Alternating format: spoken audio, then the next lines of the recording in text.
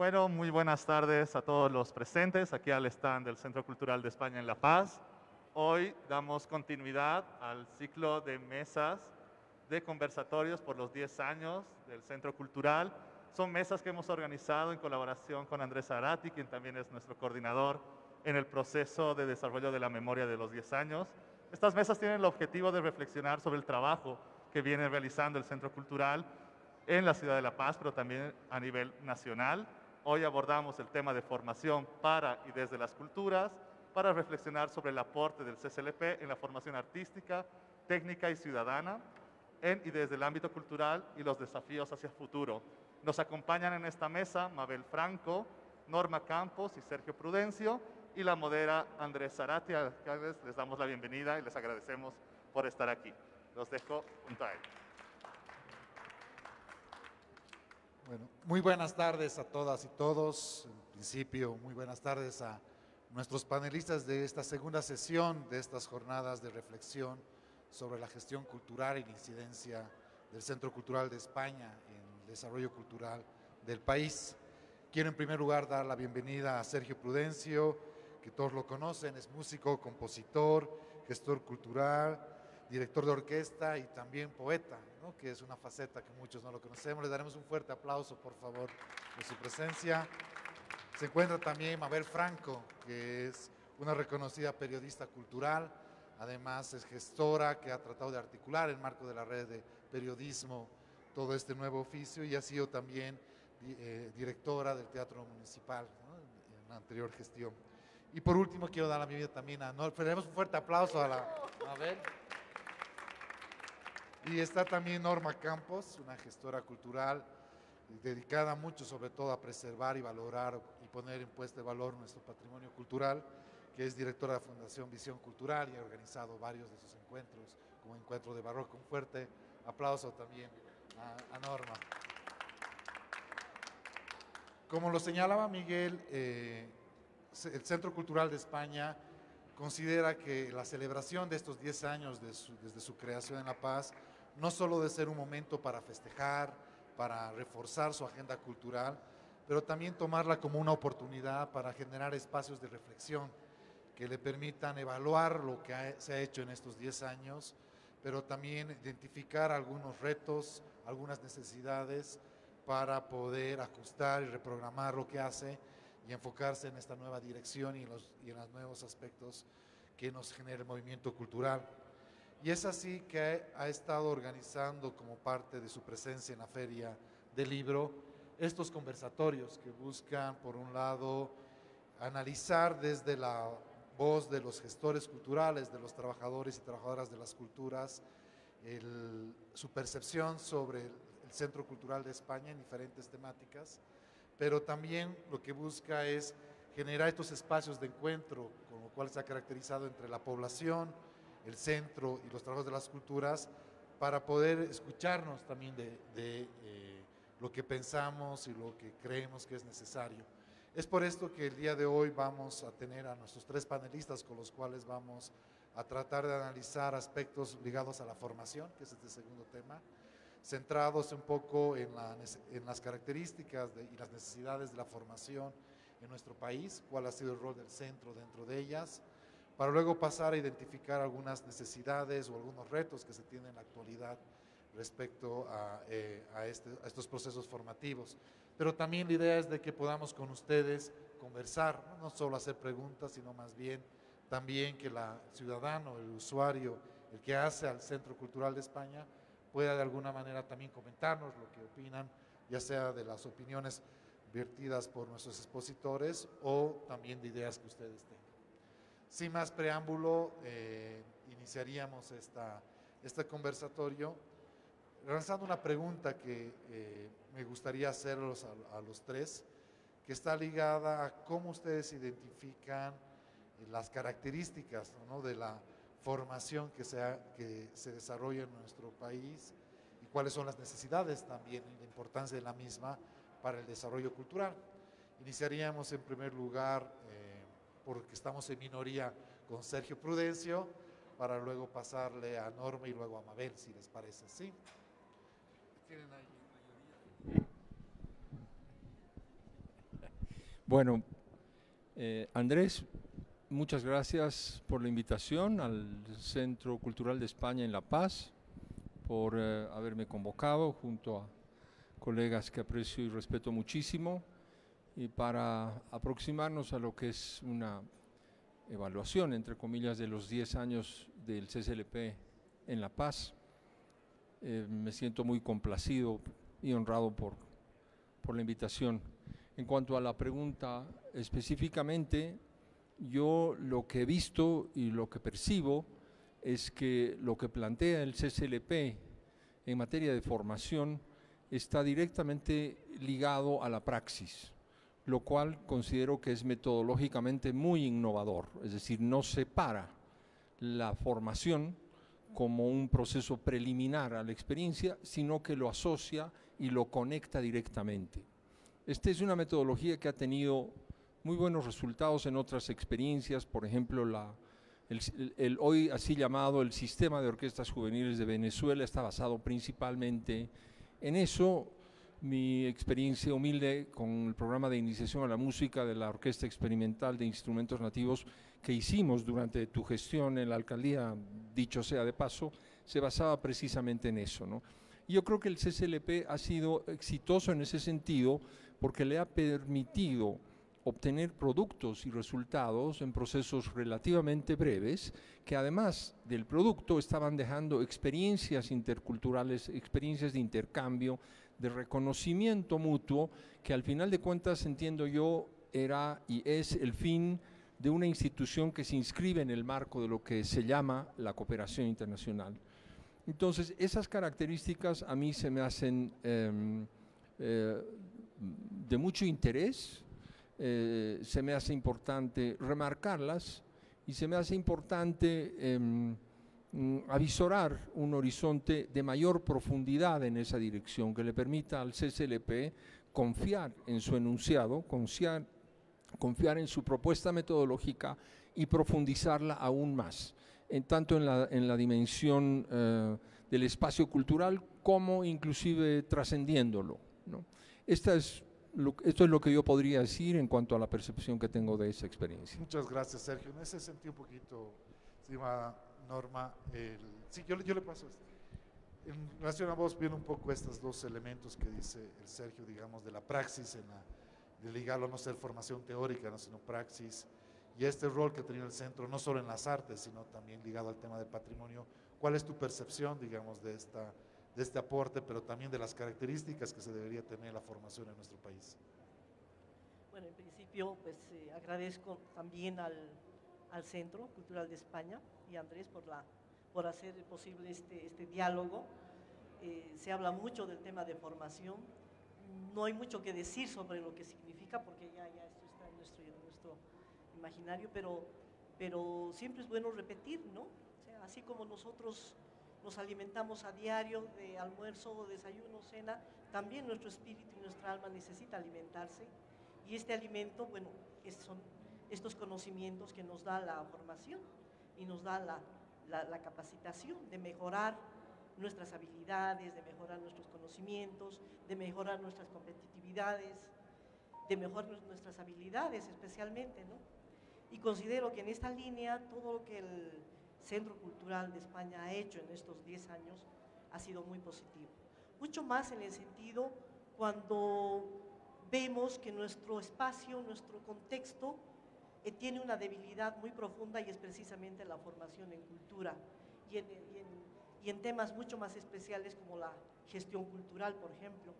No vemos instituciones o instancias que generen formación en gestión cultural, formación en gestión del patrimonio cultural, porque hablabas del tema de patrimonio, pero también de otras áreas como el arte contemporáneo, como el tema de derechos culturales, derechos humanos, como el tema de género, etcétera, todo referido al área cultural, y me parece que estas son las potencialidades que el centro nos ha ido marcando y mostrando durante este tiempo, áreas que no, lamentablemente otras instancias no las toman, y bueno, el mercado la verdad que tampoco es muy grande, pero cuando se abren estas oportunidades de participación, yo creo que estamos abriendo un camino y una senda que es fundamental para la gente que quiera incursionar más en este ámbito, como a nosotros nos ha pasado como gestores culturales, que hemos tenido que buscar,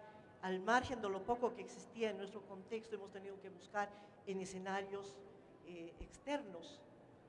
Y la verdad que estos vacíos sí tenemos que analizarlos y tenemos que saberlos comprender para generar ofertas que sean atractivas. Gracias, Normita. Tú, Mabel, ¿qué opinas más o menos de ese campo? Sabiendo que el centro se ha caracterizado no solo por dedicarse al ámbito artístico, sino también ha trabajado en otros sectores, como es el tema del periodismo cultural, lo que decía Norma, la gestión cultural o crítica, que ha sido otros elementos que complementan el hecho solo de formar en un arte. No sé, ¿cuál es tu experiencia y tu visión sobre eso? Bueno, voy a al final responder, espero, a lo que preguntas, pero no quiero dejar pasar la oportunidad para recordar que en los años 90, quienes trabajábamos en el campo del periodismo cultural o los mismos artistas y gestores, teníamos una enorme envidia. Además, no hay envidia sana, era una envidia en serio, porque veíamos que la AECID, la Agencia para el Desarrollo de España, tenía su sede en Santa Cruz. Y las veces que podíamos ir a Santa Cruz, sea por el Festival Internacional de Teatro u otras actividades, claro, nos maravillábamos porque tienen un espacio privilegiado, un teatro pequeño, pero muy bien acondicionado, salas. Entonces, cada que íbamos podíamos disfrutar de sesiones de crítica, había exposiciones de teatro en los jardines, pero también había conciertos, en fin, era una actividad la que propiciaba la AECID en Santa Cruz, que digo, envidiábamos muchísimo. Claro, en algún momento se le reclamó, había un gestor ahí, una cabeza, se nos ha quedado grabado el nombre de Juan Pita, por algo es, y, porque él fue el que le dio esa orientación para apoyar a la cultura, aparte de otros temas vinculados con el desarrollo, que tradicionalmente se concentran sea en la salud, la educación u otras áreas, pero no la cultura. Juan Pita dijo, también es importante, y por eso, pero sé, y también hasta fue tema de debate periodístico, que en algún momento hubo un jalón de orejas para decirle, bueno, mira, esta es una agencia para el desarrollo. Fue una pena, eso fue muy grande en los 90, pero también me estaba acordando que ya no hemos sentido esa envidia, porque sucede que parte de la AECID también existen en varios lugares del mundo, sobre todo América Latina, estos centros culturales. Entonces aterrizamos en un centro cultural de La Paz, qué lindo, o en La Paz, que ha venido a fortalecer ese brazo que la AECID también la tiene muy presente, como es el desarrollo no puede hacerse sin culturas, o sea, es decir, no se puede. Y creo que estos centros culturales, y sobre todo este que está en La Paz, ha venido a llenar con mucha fuerza muchos vacíos. Claro, lo curioso es que debe ser porque otras instituciones llamadas a ese trabajo nacionales hoy están tan ausentes que uno empieza a reclamarle al Centro Cultural de España, por ejemplo, acciones y respuestas, ¿no? Y con mucha generosidad, diría yo, y eso es lo que ahora sí, respondiendo a la pregunta y coincidiendo con lo que han dicho Norma y Sergio, uno pondera de estar cerca del Centro Cultural de España. Miren que la formación no solamente es algo formal, digamos, ¿no? O sea, nos vamos a reunir para hablar de crítica. Desde que uno entra al centro, se topa con este tipo de muebles, ¿no? Hay un eje fundamental en la cooperación española que es el medio ambiente. Y encontrarte no con plástico, sino con este reciclado, es una señal de formación también. Entrar al café, al cowork y toparte con los jarritos que son tan populares en nuestros mercados, le da un gancho y te empiezas a valorar también, probablemente no muy consciente, pero claro que sí, te llevas un mensaje. Otro lugar de formación que me parece fundamental es la biblioteca. Es una biblioteca de acceso fácil, sobre todo para niños y jóvenes, niñas y jóvenes, es un lujo. Me ha tocado ir y decir, quiero prestarme libros que necesito, no necesito ser parte de alumna de nada, no me exigen nada más que una copia de mi carnet y puedo llevarme los libros a mi casa y devolverlos en la fecha en la que me comprometo a devolverlos. Es un acto de confianza, es un acto de fe. Claro que es una forma de educar también a una población como la nuestra. Uno va con su librito corriendo a devolverlo, porque tiene además maravillas ahí, ¿no? Sobre todo en novela gráfica, que es lo que a mí me gusta muchísimo, he descubierto maravillas. Bien, eso como marco general, que sí quería decirlo.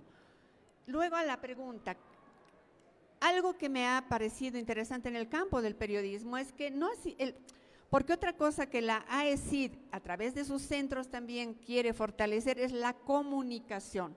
Sin comunicación y sin personas formadas para desarrollar esos procesos comunicativos es muy difícil realizar la labor, y en culturas eso es evidente.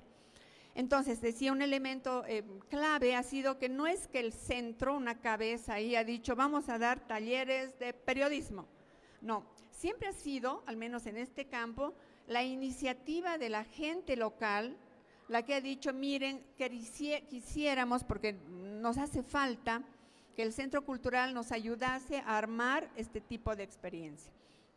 Y así se han dado esos procesos. Ha habido uno muy importante que ha permitido la llegada a Bolivia de 2 periodistas de Babelia, del suplemento del País de Madrid, un lujo, pero además con mucha inteligencia. Ellos eran, claro, los que venían a dar el taller, a exponer los temas, pero invitaron a periodistas nacionales a que también den su aporte. Entonces, no es solo voy a venir y te voy a decir cómo se hacen las cosas, sino que voy a decirte cómo lo hago, pero quiero escuchar cómo ustedes viven la misma experiencia. Al día de hoy, esos talleres que habrán sido al principio, cuando estaban los primeros años del Centro Cultural, yo los sigo teniendo presentes. Y de hecho, se lo contaba al Andrés, tal vez no me ha entendido mucho, algo que a mí me ha cambiado de perspectiva cuando hablamos de crítica, es que al periodista rojo, empezamos a hablar de música, ¿cómo se hace crítica de música? Y no sé cómo alguien dijo, es que a mí me encanta Serrat.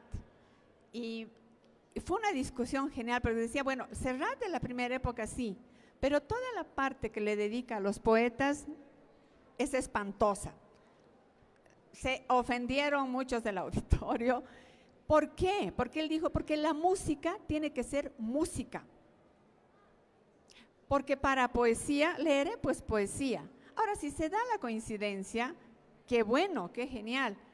Entonces yo ahora cada vez que escucho cualquier música nueva, lo que sea, digo, a ver, la música tiene que ser música. Entonces son cositas que te van dejando estas experiencias y todos los periodistas que participamos, cada quien se habrá llevado una idea de eso, ¿no?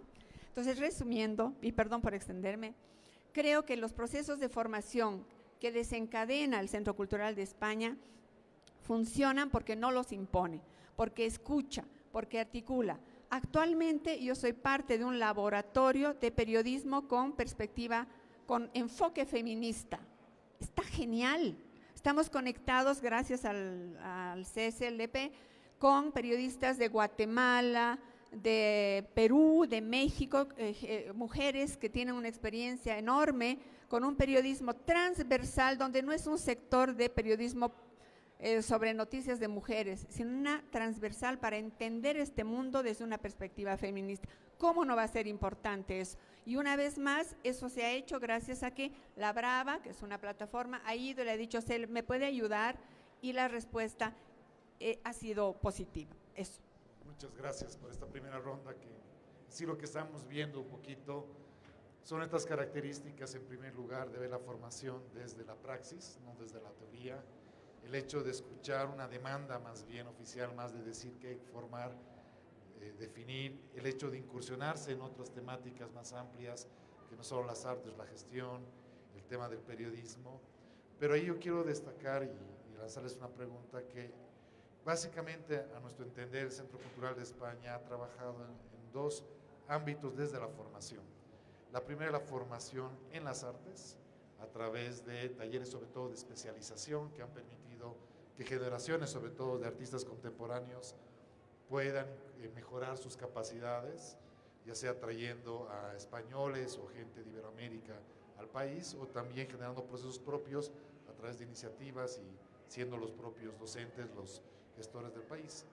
Pero hay otro ámbito que está ligado a la formación desde las artes, que era un poco también lo que tocábamos a ver, cómo logramos desde la cultura formar ciudadanos, tal vez en el concepto que tú manejas, Sergio, ciudadanos interculturales, donde los elementos de diversidad, por ejemplo, el hecho de tolerancia, sean el tema de contemporaneidad, pero sin olvidar la identidad o el origen, son aspectos centrales donde las artes pueden jugar un rol fundamental, porque al utilizar otros lenguajes ayudan a este tema de educar, entre comillas, aunque ese concepto es muy complicado, a la población y al usuario.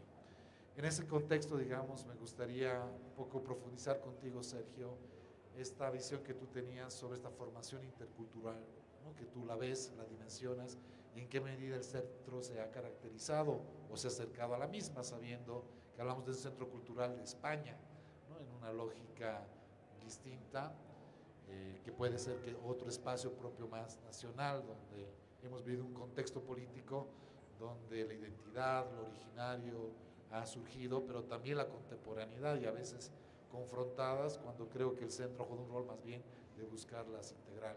No sé si tienes algo relacionado a eso. Bueno, yo lo veo como un planteamiento interesante.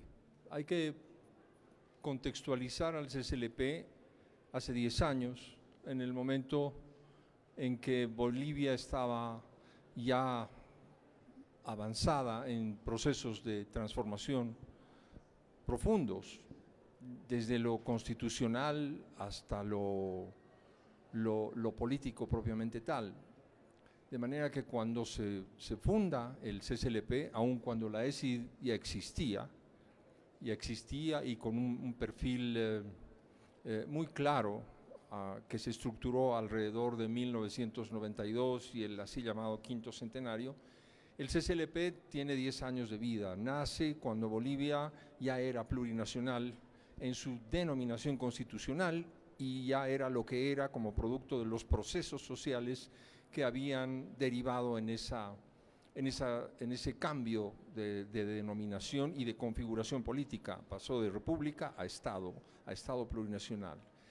En ese contexto, a mí me resulta interesante la inserción del CCLP, porque es una inserción consciente del escenario, del territorio o de la sociedad en la cual se establece y con la cual quiere establecer relaciones, ¿no? Considerando además la profundidad de las vinculaciones históricas que nos unen y que nos separan en paralelo, ¿no?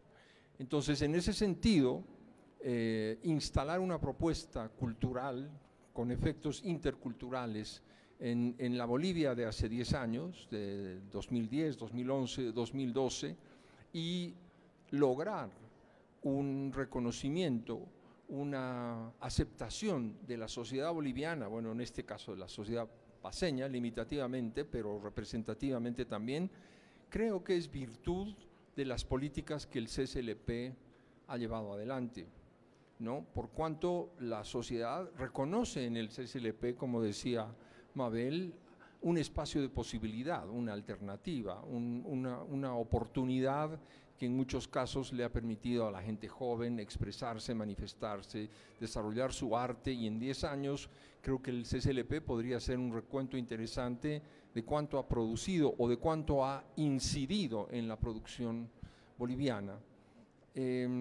Pienso que el mérito de esas políticas termina siendo un mérito, pero la característica fundamental que yo leo en las políticas del CCLP es el diálogo en igualdad de condiciones. Es decir, no se instala para establecer modelos o paradigmas culturales a seguir, sino que se instala en la lógica de mostrar, pero al mismo tiempo recoger, lo cual le da a la sociedad boliviana, a los sectores productivos de la cultura boliviana, la posibilidad de valorar su propia producción, pese a los límites, las limitaciones que conocemos en Bolivia de siempre, infraestructurales, presupuestarias, etcétera.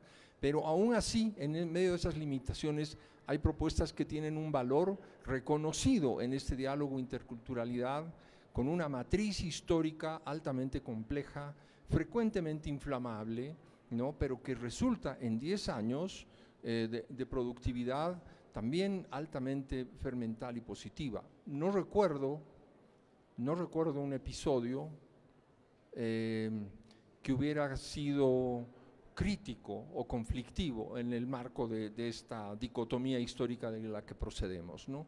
Yo como autoridad estuve a punto de vivir un episodio de esa naturaleza, pero lo reservo para mi memoria secreta. Pero ligado a eso, solo, perdón, Siguito, una puntualización. ¿Cuáles son las características para vos de una formación intercultural? Entiendo que tiene que ver con este grado de no tener paradigmas, de reconocer y construir a pesar de los modelos o cosmovisiones que los participantes tienen, pero no sé qué elementos más tú lo defines en la definición de formación intercultural que puede ser. Yo lo reduzco, lo limito a una cuestión clave, que es la horizontalidad, el reconocimiento, la interacción entre iguales, sin superiores, consecuentemente sin inferiores, ¿no? Pero iguales, pero diferentes culturalmente, digamos, ¿no? Desde luego, esa es una, es decir, esa diferencia es una oportunidad. Deja de constituirse en un eje condicionante, para constituirse en una oportunidad. Somos diferentes, podemos sumar, ¿no? Es decir, podemos agregar, podemos potenciar lo que cada uno es. Y en ese sentido la interculturalidad creo que por su propia definición es o debería ser igualitaria, en cuanto a que lo que se da tiene el mismo valor que lo que se recibe. De otra manera, si no es eso, es simple y llanamente colonialismo, hay que llamarlo con todas sus letras, ¿no? Lo que quiebra el CCLP en ese sentido es su propio modelo colonial históricamente, ¿no? Y eso creo que no es poca virtud, sinceramente. No estamos totalmente de acuerdo, ¿no? En ese lado de estos espacios de diálogo y de escucha, ¿no? Donde no solo vienen a decir, sino también a aprender.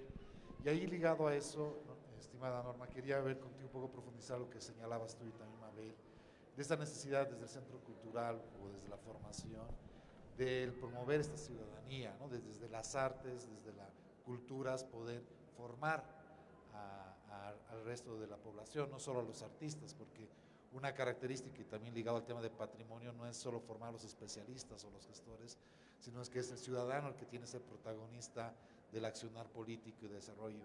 No sé qué puedes señalar, digamos, en tu experiencia de estas necesidades que se pueden tener y en qué medida el centro cumplió para formar desde las artes a ciudadanos.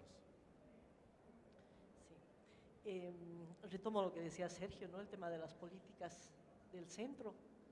Yo creo que ese diseño de inicio cuando se ha creado el centro ha permitido este desarrollo hasta la actualidad, sin importar el cambio o los cambios de directores.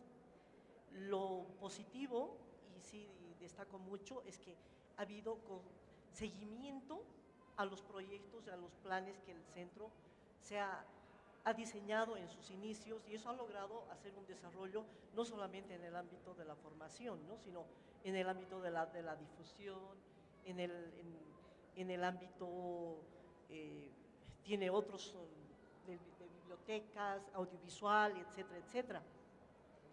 Y en el ámbito de la formación, realmente estas voluntades han generado estos espacios muy interesantes de capacitación de nuevos recursos, de fortalecer las capacidades de los recursos humanos, en áreas como el arte contemporáneo, por ejemplo, que para nosotros son áreas vacías, porque ni las instituciones de formación dedicadas al arte toman el arte contemporáneo como tal. O sea, hay una debilidad, pero evidente en la formación, en estas líneas, ¿no? de hablar de arte contemporáneo, por ejemplo.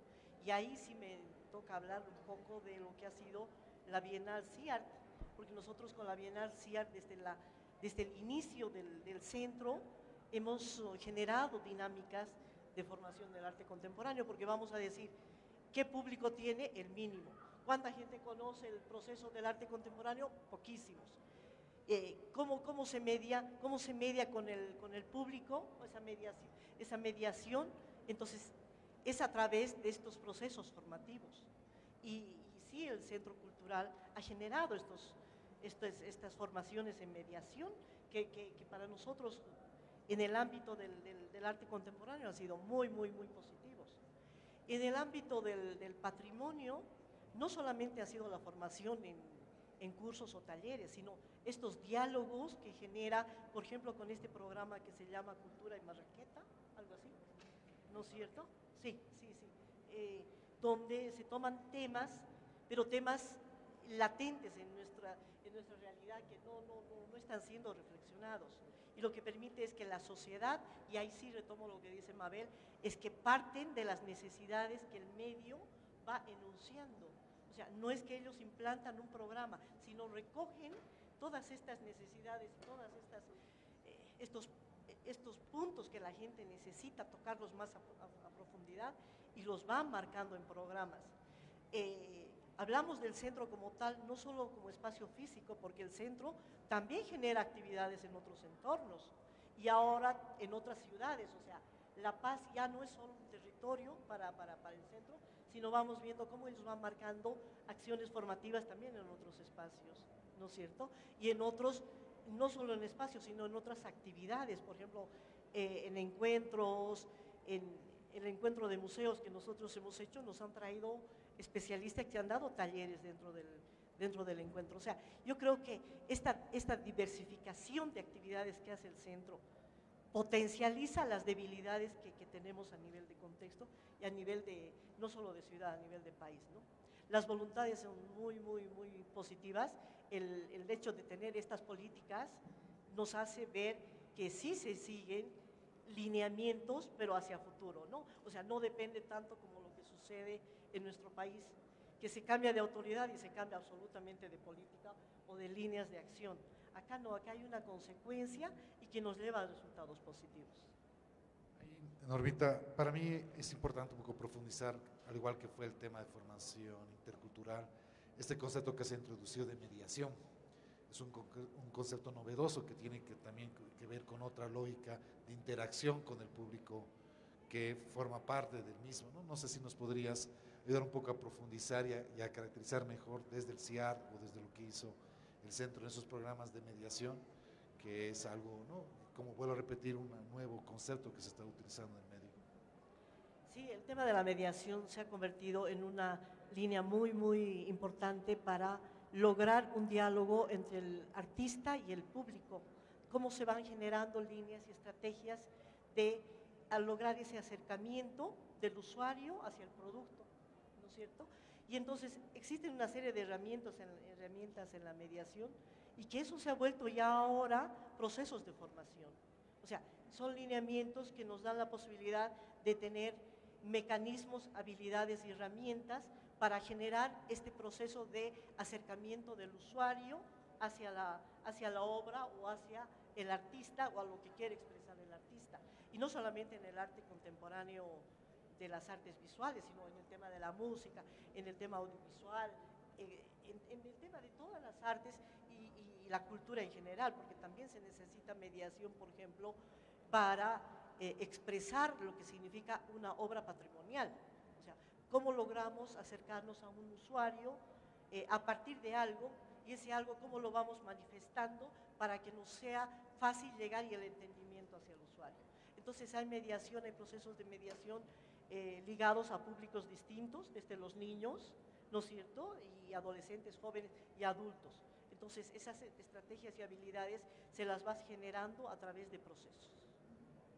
Muchas gracias. Está ligado un poco también a lo que decía el Sergio, esta horizontalidad, ¿no? Ya no solo entre los artistas, sino con la propia población, donde el artista tiene una posición de igual. Y creo que también ligado a esta lógica de asumir la cultura como parte de la vida cotidiana, ¿no? Del consumo, una praxis, no es algo que solo vas a ver, una exposición, una presentación, no forma parte de tu vida. Ya introduciéndonos un poquito a este segundo momento, estimada Mabel, Hemos estado hablando un poco de las características positivas del centro, pero me gustaría ver también en esta lógica de autocrítica que quiere tener el CCLP en estos 10 años, qué aspectos identificados que podrían haber sido debilidades o algunos ámbitos que no han sido del todo cubiertos, ¿no? Tomando en cuenta que hemos hablado sobre todo de la contemporaneidad como un elemento central, la mediación, ¿no? Este tema de la interculturalidad. No sé si tú identificas algunos aspectos en la forma como ha enfocado la formación que podrían ser mejorados o puntos o necesidades que no han logrado ser cubiertas por el centro, tomando en cuenta que no se espera que el centro ocupe todo el espectro, es un actor más en todo lo que implica las instituciones públicas, otros centros culturales que existen, pero sin embargo es ver qué aspectos podríamos ver, ¿no? Del análisis de estos 10 años que podrían ser debilidades del centro. Claro, lo que decía antes, de pronto ante el vacío que tenemos, sobre todo en este momento de interlocutores para artistas, gestores, etcétera, uno apela a quienes mejor te están respondiendo y creo que le estamos cargando y exigiendo bastante al Centro Cultural de España. De hecho, escucho mucho, voy a presentar un libro, ¿dónde voy? Al Centro Cultural de España. No, y en general la respuesta, por lo que sé, es positiva. Desde mi experiencia en formación como periodista, yo le iba a exigir continuidad a algunos procesos que se han puesto en marcha, pero no sé si es necesariamente responsabilidad del centro, porque en la línea de ser nosotros y nosotras como actores que nos interesa alguna área, de pronto nos corresponde a nosotros seguir creando, ¿no? Espacios para continuar con lo que se ha comenzado.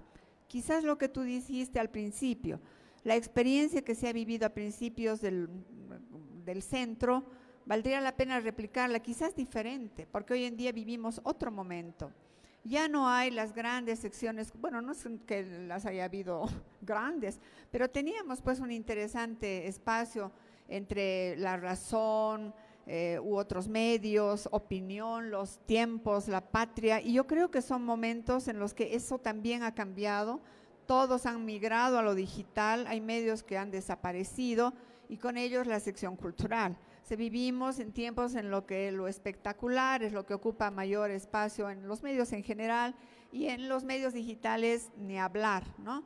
Quizás sea el momento para articularnos, no tanto de, bueno, adelantarle centro, vamos a presentar un proyecto, pero para formar o profundizar la formación en el manejo de temas de culturas en las redes actualmente. ¿Cómo se hace para incidir en TikTok, donde está la gente joven? Porque seguimos pensando que en el periódico tenemos que, ¿no? Y no, creo que ya no está ahí, no está la respuesta. Si bien el impreso sigue siendo importante, las lógicas con las que se maneja la población, que a mí realmente me interesan más a estas alturas, que son los niños, niñas y jóvenes, adolescentes, etcétera, quisiera saber cómo llegar a ellos ahorita, ¿no? Porque hay exposiciones maravillosas en el Centro Cultural de España, siempre, de arte contemporáneo. Pero ¿dónde está el puente para decirle a la gente que puede ir? Ahí es lo que nos está fallando ahorita, creo, ¿no? Ahí está, yo creo que o continuidad para replicar algunos procesos exitosos o dentro de esa relación de convenio que se hace con quien se alía el centro, decirle ya aprobamos este proyecto, lo hacemos, pero ¿cuál es tu plan de réplica, digamos, ¿no? Quizás añadir un requisito, ya, pero ¿cómo va a seguir esto? ¿Cuál es tu futuro para este proyecto? Para que no se muera ahí. Y lo otro, ya digo, le vamos a caer con esta nueva realidad para ver si podemos armar una experiencia formativa oportuna. Para ti, Norma, corrompiendo este esquema, ¿cuáles serían más o menos las necesidades y tal vez algunos temas que tú consideres que sería importante que el centro se incursione o continúe, ¿no? Como decía Mabel? Sí, bueno, mira, muchas debilidades no le encuentro, pero quizá tendríamos que ver y pensar cómo se puede llegar a un mayor número de usuarios o beneficiarios, ¿no es cierto? O sea, no tengo las estadísticas, me imagino que son miles las personas que se han ido formando, pero cómo se puede democratizar aún más esa formación hacia otros contextos y hacia otros escenarios, ¿no? Por ejemplo, retomamos el tema del arte contemporáneo. El arte contemporáneo, bueno, está dedicado a un grupo, pero ese grupo ya se ha beneficiado de cursos. ¿Cómo podemos democratizar un curso de arte contemporáneo a un público masivo? Me parece que le falta un poquito más de apertura en ese sentido, ¿no? De generar estos otros espacios, o sea, abrirlos más. Por ejemplo, ahora la virtualidad, no nos vamos a separar de la virtualidad porque ya llegó como la pandemia, llegó como el virus llegó y se quedó, y la virtualidad va a ser igual. Si bien estamos en este espacio, pero nos están filmando para transmitir a otros escenarios. Y lo mismo creo que tendría que ser en el tema de la formación. O sea, si este público ya se ha beneficiado, vayamos a otros contextos, hagamos mediación para que también otros escenarios se aprovechen estas oportunidades. Porque si vamos viendo el tema de organización, no solamente es una organización de recursos humanos, es una organización que incluye recursos económicos. Y esos recursos económicos, si los ampliamos a un escenario mayor, obviamente esa inversión está muy sólida y muy bien hecha, ¿no? Yo creo que sí tendríamos que pensar un poquito más de cómo se va ampliando procesos de difusión, ¿no es cierto? Y una apertura mayor hacia otros escenarios. Nada más un ejemplo que te quiero dar. Nosotros hemos hecho hace poco tiempo, y está Liana acá, un curso sobre arte, ¿no es cierto?, estrategias de arte, etcétera, etcétera, y lo hemos puesto abierto, y hemos tenido gente de toda Bolivia, porque ha sido abierto, o sea, es sin costo, pero ha habido gente hasta de comunidades indígenas. Entonces yo creo que ese tipo de aperturas es muy positivo, de generar una atracción mayor, y realmente ahí es donde se cumplen los objetivos, porque estamos lanzando esta pelota y está llegando mucho más lejos de lo que nosotros podemos pensar. Ligando un poquito a lo que dice Norma, Sergio, tú cómo, en base a tu experiencia de la Orquesta de Instrumentos Nativos, por ejemplo, ¿cómo ves que se puede lograr esta ampliación, ¿no? Tanto de llegar a otras poblaciones que normalmente las que pueden formar parte alrededor del centro, porque a veces también nuestro accionar se centra en un grupo social que no necesariamente es el más apto, y cómo se lo puede utilizar tal vez estas nuevas tecnologías, ¿no? Que ya no son nuevas tecnologías, son tecnologías de información que pueden ser un nuevo espacio, ¿no?, para amplificar esto. Más que un tema de herramientas o de medios o de instrumentos, es un tema de visión, creo yo, que es lo que tiene que cambiar, ¿no?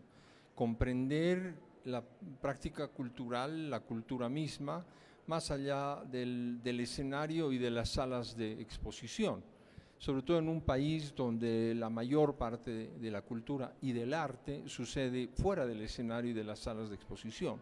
Es realmente un desafío de análisis y de comprensión que el CCLP tendrá que encarar junto a otros desafíos aún más complejos.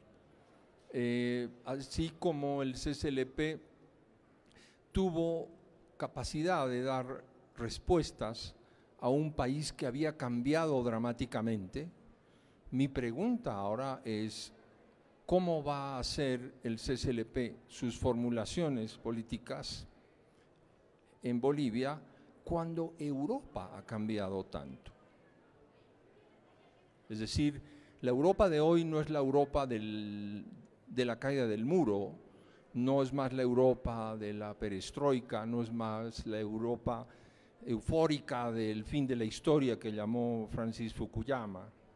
No es más esa Europa, es otra Europa. Y España forma parte transversalmente de esa nueva Europa. Mi pregunta es: ¿cómo va a encarar España, no solamente el CCLP, no solamente la ESI, sino España misma, sino la Europa en su conjunto, sus relaciones con nosotros, en un marco general? Hemos vivido aproximadamente 30 años de un orden de cooperación que era un código en el que ya todos nos movíamos con cierta fluidez porque lo comprendíamos. Cooperación para el desarrollo, cultura para el desarrollo, ¿no? Mi pregunta ahora es, ¿dónde va a inscribir los intercambios la Europa con la América Latina? España con Bolivia en este caso específicamente, ¿no? Y eso es una pregunta que desde luego yo no puedo responder, pero sí manifestar mi preocupación, porque es obvio que el escenario es completamente diferente, ¿no? Y nos resulta, nos resulta curioso ver cómo va España a responder en ese sentido a sus nuevas políticas, en qué marco las va a inscribir y en qué marco vamos a relacionarnos culturalmente, en este caso de manera específica, ¿no? Yo quisiera, lo que dijo Norma, que en realidad este marco de interrelaciones se pueda profundizar en la línea de entendimiento e interculturalidad igualitarios que veníamos desarrollando hasta aquí, tal vez profundizándola, ¿no? Más allá del escenario, más allá de la sala de exposiciones, etcétera, comprendiendo la calle, comprendiendo el campo, la ruralidad, comprendiendo otras nociones de manifestación cultural, sería nuestra expectativa desde esta orilla de la cooperación.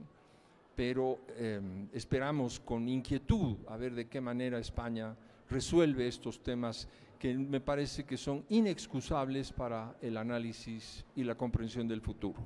Pero en esa lógica, Sergio, ¿no consideras más bien que esta crisis que comparto contigo en Europa y en España en específico se nos convierte en una oportunidad para que de esta orilla, digamos, puedan surgir propuestas? Porque creo que, y en ahí nace mi pregunta, en esta lógica de estos diálogos horizontales, el tema de la interculturalidad como un elemento también, porque hasta ahora hemos destacado la forma como se ha realizado aquí en La Paz, pero siento que un centro cultural también es un puente, no de hacer cosas en un país, sino de traer también a tu país otros aspectos que en el marco de la red de centros culturales de España que mencionaba Mabel, o el Centro de Formación en Santa Cruz, que es otro espacio que tiene la ICIT para generar procesos formativos, se ha intentado, ¿no? Pero ya no es discutan, aprendan, sino tal vez cómo desde ustedes podemos aprender.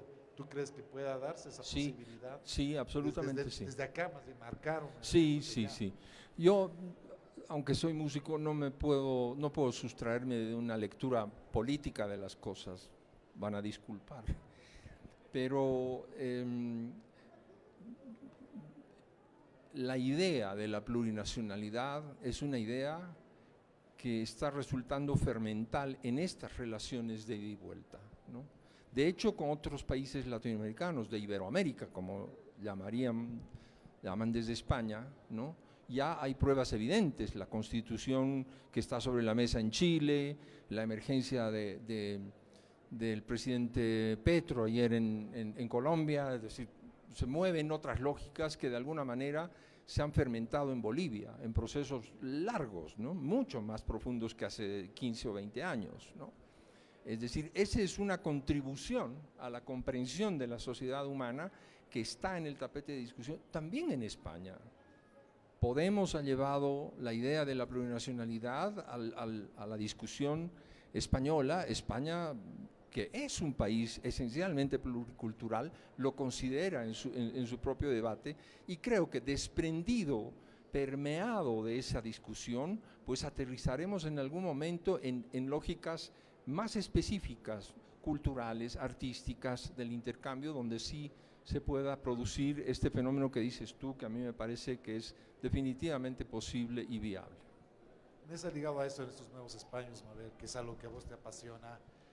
Y a mí me gustaría que un poco ir reflexionando contigo sobre el tema de la formación y la toma de este espacio virtual, ¿no? Que creo que lo ha mencionado Norma como una apertura, esas tecnologías, ¿no? y las potencialidades que puede haber, pero también los retos, ¿no? Porque no es lo mismo dar un taller que solo grabarlo, ¿no? Desde la virtualidad. No sé qué podés comentarnos sobre esto, ¿no? Como dice el Sergio, es verdad, no es tanto la herramienta, porque a ver qué nuevas cosas nos llegarán a las que tendremos que estar alertas, ¿no?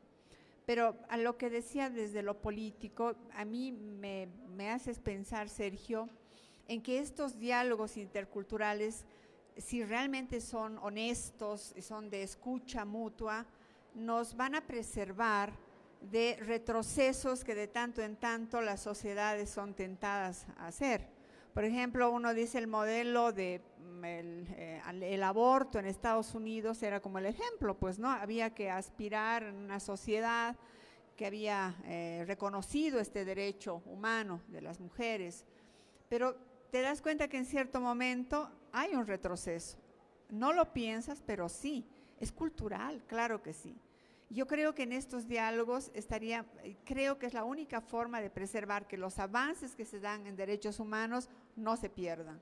A nosotros nos falta muchísimo, evidentemente, para conquistar derechos, por ejemplo, con las poblaciones diversas, ¿por qué no? Temas de discriminación, lenguas que se están perdiendo justamente por la mirada de arriba hacia abajo, etcétera. Son construcciones que todavía estamos haciendo en Bolivia, supuestamente, no, porque eso hacemos, ¿no? Es que en otros países siempre miramos como que el modelo de perfección. No es cierto, yo creo que nadie en la sociedad humana está blindada para estos retrocesos peligrosísimos en el campo de los derechos humanos.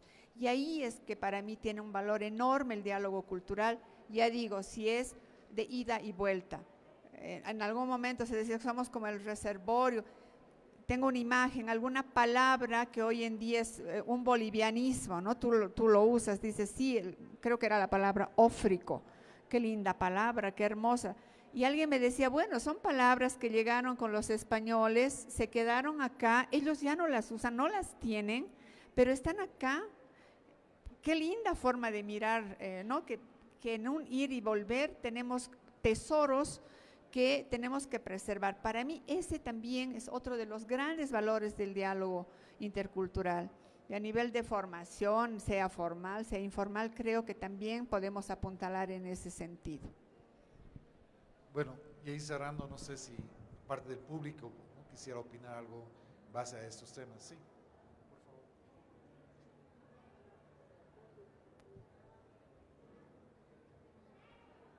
Muchas gracias.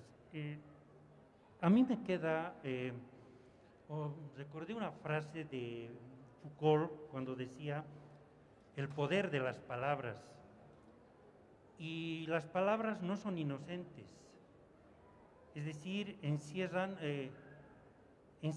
todo un mundo, encierran intereses, colonialismos, es decir, me parece que aquí hay que distinguir un problema central.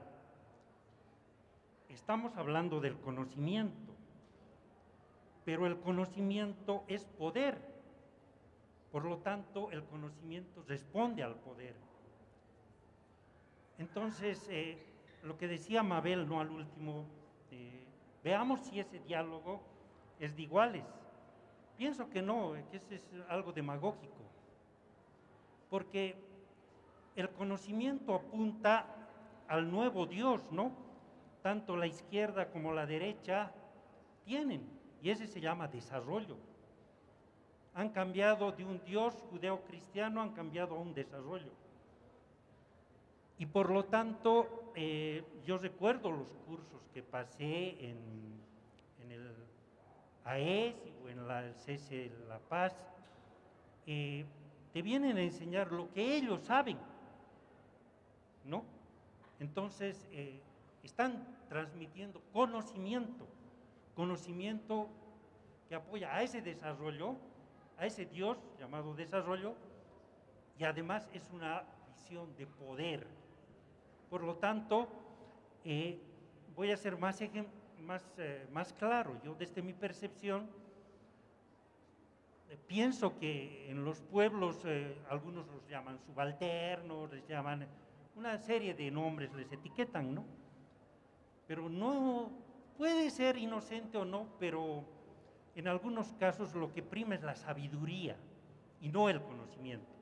Ahora, no por eso vamos a negar el conocimiento. La sabiduría es más amplia porque permite el diálogo multiespecie. Les doy un ejemplo. Para un agricultor de tierras del altiplano, por ejemplo, uno de los elementos que más perjudica a una siembra, a una cosecha, es el granizo. Entonces, estos pueblos, que lamentablemente el MAS los está haciendo perder, lo que hace es dialogar con ese fenómeno atmosférico. Busca las formas de saber dialogar con el granizo. Entonces hay especialistas que median ese fenómeno. En cambio, está llegando el MAS al poder y lo que plantean es, irónicamente, pese a que dicen que hay un cambio, están planteando que cuando haya granizo, el campesino ya no recurra a sus tradiciones, a sus creencias, sino que vayan directamente al ministerio a pedir ayuda para solucionar cuando el granizo afecte a sus plantaciones. Entonces, vean, por eso las palabras no pueden ser, no son inocentes. ¿Qué están ocultando por detrás, finalmente? Repito, es el desarrollo, es el nuevo Dios, y por eso el conocimiento es ese. Bueno, gracias.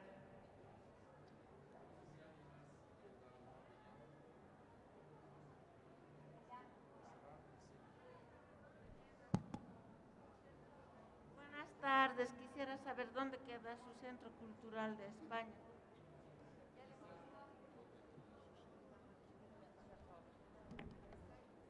El Centro Cultural está bien céntrico en la Camacho, casi llegando a la avenida Bueno, justo, ¿no?, cerca de Migración, al ladito.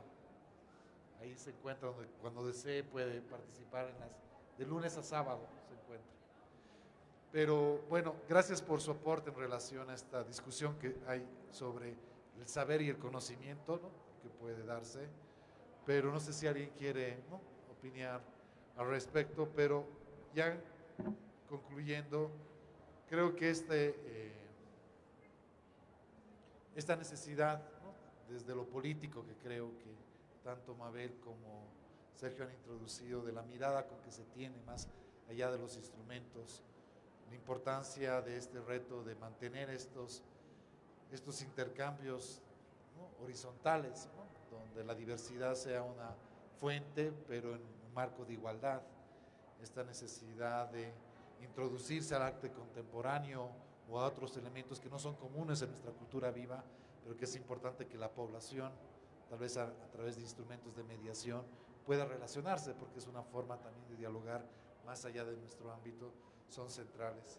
Ya solo para cerrar, a mí me gustaría una rondita, comenzando contigo, Norma, que hemos estado pidiendo a nuestros expositores, es que desde tu vivencia propia, no desde un acto conceptual, señalar qué es para ti el Centro Cultural de España, ¿no? Una pregunta que le hemos buscado reiterar en la medida que sentimos que el Centro de España, más que una institución, es un lugar de estar, es un lugar donde confluyen tejidos sociales, interacciones, aprendizajes. Entonces, ir cerrando un poquito en esta pregunta que nos ayude a aterrizar, ¿no?, en esta institución, que más de instituciones es un campus donde se encuentran sueños, artistas, actores y deseos.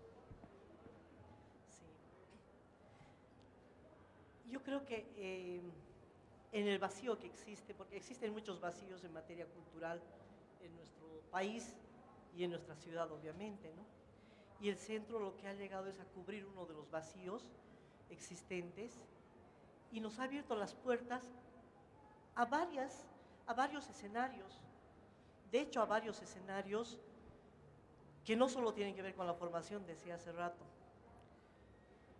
Para mí es uno de los lugares quizá más dinámicos e importantes en nuestra ciudad, que además generan sostenibilidad, porque obviamente al depender de AECID ya la hace sostenible, y de las pocas instituciones sostenibles del centro, que nos permite saber que va a continuar y tiene un futuro hacia adelante, ¿no? Lo que sí veo necesario, y esto sí retomo lo que decía Sergio hace rato, es de que con el correr del tiempo, las necesidades cambian. y los procesos también cambian. Entonces, el tiempo nos presiona a que muchas acciones retomen o tengan una reingeniería en sus procesos, ¿no es cierto? Y quizá en esa línea los planes también van cambiando, los planes, los programas y los proyectos. Y acá sí ya tiene que ver mucho con estos otros escenarios, con el tema de la virtualidad, decía hace rato, cómo generamos una atención mayor de otros públicos, cómo llegamos al tema de públicos. El tema de públicos es otro de los puntos que será otro debate, porque realmente es una problemática constante de cómo se van formando públicos, cómo se va generando formación de formadores, por ejemplo, que nos irradie un efecto multiplicador de los mismos saberes o conocimientos o prácticas hacia otros contextos. Entonces sí hay varios puntos que hay que analizarlos, y esto nos hace ver que este transcurso del tiempo nos acelera para llegar a estos puntos.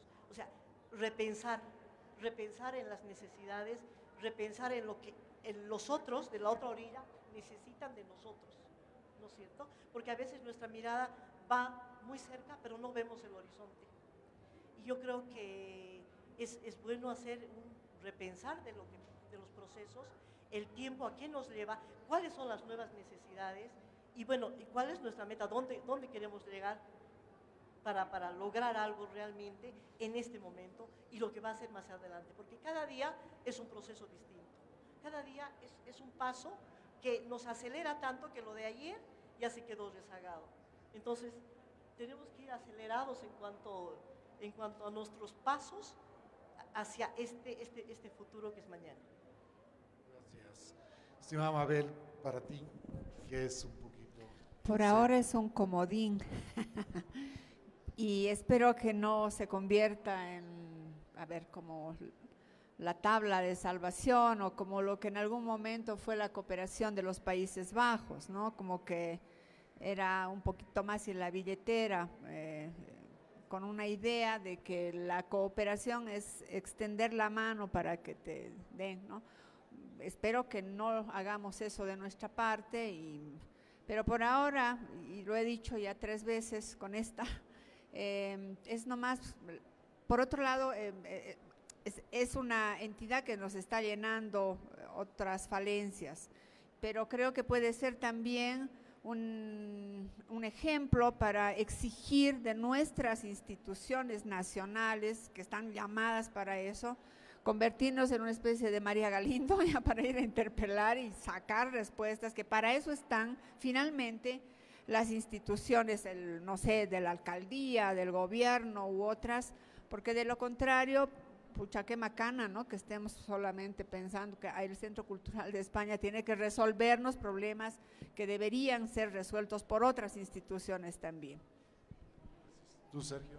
Suscribo plenamente lo que dice Mabel. Necesitamos un Estado fuerte, un Estado boliviano, un Estado plurinacional equivalente, en presencia, entiéndase presencia, lo infraestructural, lo presupuestario, lo político, lo ideológico, ¿no es cierto?, de tal suerte que efectivamente seamos capaces de entablar una relación de horizontalidad. Yo veo ahí sí las deficiencias de la circunstancia en materia de lo que es políticas de Estado, que nos ponen en desventaja respecto de lo que pueden ser relaciones más constructivas y favorables, no solamente con España, sino con el resto del mundo, ¿no? Eso indiscutiblemente, si somos bolivianos, no podemos dejar de verlo y de mencionarlo. Ahora, si nos sustraemos de esa contextualización para ver la especificidad del CCLP, lo que es el CCLP es un centro de oportunidades, ¿no?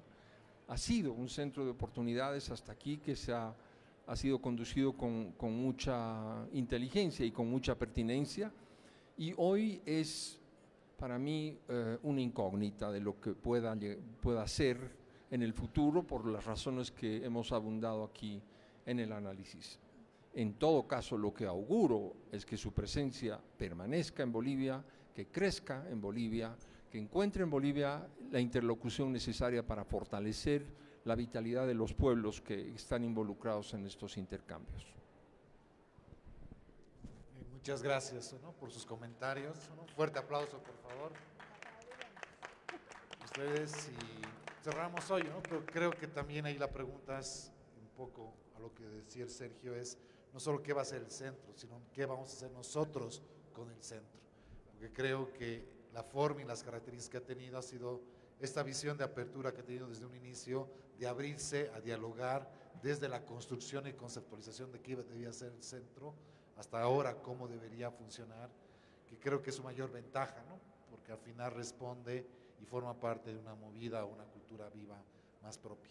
Les agradezco por su asistencia, les invitamos el próximo miércoles a las 5 va a haber el tercer taller que vamos a hablar sobre este ámbito, derechos culturales, integración, equidad social, ¿no?, esta diversidad ligados a los derechos humanos, donde tendríamos también 3 panelistas invitados. Les agradezco nuevamente, que tengan buen inicio de jornada.